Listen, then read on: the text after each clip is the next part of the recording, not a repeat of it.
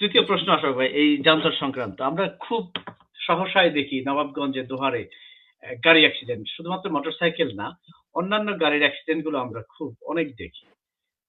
আজকে আমার মনে হলো যে আমি একটা গাড়ি কিনলাম, ওই নওগাঁ থেকে অথবা বরিশাল থেকে একটা লোককে গাড়ির ড্রাইভিং সিটে বসাই দিলাম, সে নবাবগঞ্জের উপর দিয়ে ধাই ধাই করে চলে গেল। নবাবগঞ্জের কোন প্রশাসনের এরকম কেউ নাই যে ওই লোকটাকে আটকে জিজ্ঞাসা করবে, ভাই দেখি তো তোমার লাইসেন্স আছে কিনা, দেখি তো তুমি গাড়ি চালাইতে পারো কিনা, দেখি তো তোমার গাড়ির ফিটনেসটা ঠিক আছে কিনা। সে যে কার গাড়ির উপর দিয়ে উঠাই দিব, কোনো রকম গ্যারান্টি না। ওই বরিশালের লোকটাকে আমি 2,000 টাকা বেতন দিলাম, সে আমার গাড়ির ড্রাইভার হয়ে গেল। আসলে অ্যাটলিস্ট মাঝে মাঝে, মাসে 2 দিন হোক, একদিন হোক, কোথাও কোথাও একটু চেক পয়েন্ট বসায় আমাদের ছেলেপেলেদের জীবন রক্ষার্থে এই কাজটা করা যায় কিনা। এখানে একটা ব্যাপার হচ্ছে কি, আমাদের সন্তানেরা যারা কম বয়সী বা স্কুলে লেখাপড়া করে বা স্কুল পার হয়েছে মাত্র, ওরা জি বাবা বিদেশ থাকে, বাবার উপর কোনো পারলে তো অত্যাচার করে একটা মোটরসাইকেল প্রথম কিনে নেয় এবং বেপরোয়া যে মোটরসাইকেলগুলো চালায়, এতে করতে আমাদের এলাকায় কিন্তু মোটরসাইকেলের অ্যাক্সিডেন্টের বেশি হয় এবং মাঝে মাঝে কিন্তু মারা যাচ্ছে। কিন্তু তারপরেও কিন্তু, কারণ ওদের কিন্তু বোধ শক্তিটা এখনো হয় নাই। ওরা দ্রুত চালাতে পারলেই মনে হয় স্বাচ্ছন্দ্য বোধ করে, কিন্তু এটাই যে জীবন না, এই বোধ শক্তিটা ওদের এখনো হয়নি। এজন্য গার্জেন এই ব্যাপারে একটু সতর্ক হওয়া উচিত। যদি গার্জেনরা যদি এই ব্যাপারে সতর্ক হয় বা ওদেরকে সতর্ক করে, তাহলে কিন্তু অ্যাক্সিডেন্ট অর্ধেকই কমে যায়। আর ড্রাইভিং লাইসেন্স ছাড়া যারা চালায় বা ওই যে সিএনজি গতি যারা চালায়, এরা ম্যাক্সিমাম কিন্তু বিদেশে জব করতো। বিদেশ থেকে যে দেশে কিছু করা দরকার তো করার কিছুই থাকে না, তখন একটা গাড়ি নিজেই কিনে নিজেই চালাতে থাকে। এতে করে সে কিন্তু পরিপক্ক ড্রাইভার না, কিন্তু তার কিন্তু কোনো রেজিস্ট্রেশনও নাই, কোনো দায়বদ্ধতা নাই, কিন্তু এটা কিন্তু ইলিগেলি চলে। আবার আমাদের প্রয়োজনও লাগে, আমরা চাইলেও এগুলো অ্যাভয়েড করতে পারি না, আবার এগুলোকে আমরা কন্ট্রোলও আনতে পারছি না। সব কিছু মিলে একটা বিশাল সমস্যা।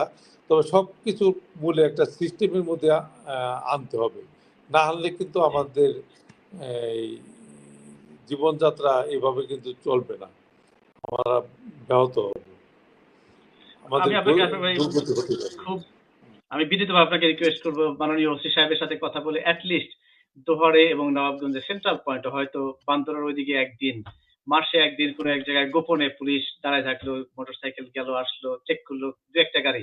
আর যখনই চেকিং এর নামে, আসলে জানেন যে আপনার সবাইকে চেক করার দরকার নাই, 1টা 2টা চেক হইতেছে এই খবরটা পাইলেই কিন্তু মানুষজন হয়ে যায়, অনেকটা এটা একটা ভয় ব্যাপার পায় আছে। এবং অ্যাকশন। আমাদের এখানে যে সেনাবাহিনীর লোক যারা আছে, এরা কিন্তু মাঝে জি মাঝে চেকপোস্ট বসায়। চেকপোস্ট বসালে করে কি, এদের মধ্যে খবর হয়ে যায়, খবর হইলে এরা রাস্তাটা চেঞ্জ করে ফেলে, অন্য রাস্তা থেকে তারা যাতায়াত করে। আর্মিরা তো আর সব রাস্তার মধ্যে দাঁড়াইতে পারবে না, তারা যে কোনো একটা স্পটে জি দাঁড়ালো, মানে প্রথমে কিছু ধরে ফেলে, আর যেগুলো জি খবর পেয়ে যায় তারা দেখা যায় রাস্তায় চেঞ্জ করে ফেলে, মানে জি চালাকির সুযোগ নেয়। কিন্তু এই চালাকি যে পার্মানেন্ট সমাধান না, এরা কিন্তু এরা এখনো বুঝতেছে না। জি এতে একটা অনেক। সিস্টেমে আসতে হবে, একটা সমাধানে আসতে হবে, একটা সিস্টেমে আসতে হবে, আর জীবনটার একটা গতি আনতে হবে। গাড়ি মোটরসাইকেলের গতির সাথে কিন্তু জীবনের গতিটাও কিন্তু যদি ভাষায় দেয় তাহলে হবে না, জীবনের গতির সাথে মোটরসাইকেলের গতি আনতে হবে, তাহলেই কিন্তু সমস্যার সমাধান হবে। অ্যাবসলিউটলি, আসলে আপনি সুন্দর করে বলেছেন। আমার মনে হয় আপনি বিভিন্ন স্কুলের অনুষ্ঠানে আপনারা যান, যেখানে স্কুলের ছেলেপেলেরা সামনে থাকে, অভিভাবকরা থাকে, আপনার বক্তব্যে আমি আশা করবো সামনে যে স্কুলের অনুষ্ঠানগুলিতে বাচ্চাদের উদ্দেশ্যে অ্যাটলিস্ট প্যারেন্টসরা, টিচাররা যদি একটু দৃষ্টি আকর্ষণ করে এই মোটরসাইকেলের ভয়াবহতা সম্পর্কে, অ্যাক্সিডেন্টের। আমরা জানি যে একজন ছেলেকে লালন পালন করে যখন ছেলেটা অ্যাক্সিডেন্টে মারা যায়, ওই বাবা মার আজীবন আমৃত্যু সেই কষ্ট তাদের পোহাতে থাকে।